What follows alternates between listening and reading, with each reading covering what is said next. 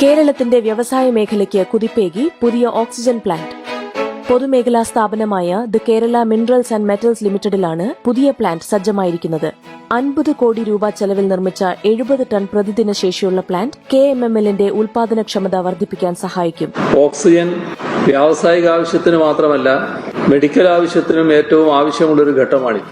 അത്തരമൊരു ഘട്ടത്തിൽ ഇവിടെ പുതിയ ഓക്സിജൻ പ്ലാന്റ് വരുന്നത് വലിയ സന്തോഷം ഉണ്ടാക്കുന്ന ഒരു കാര്യമാണ്.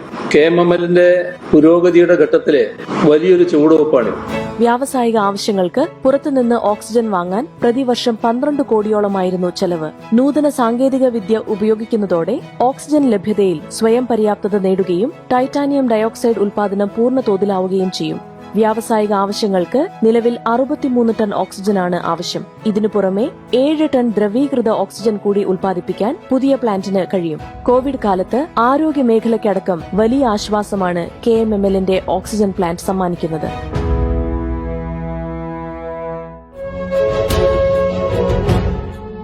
നവകേരളത്തിലേക്ക് കരുത്തോടെ 100 ദിവസങ്ങൾ 100 പദ്ധതികൾ.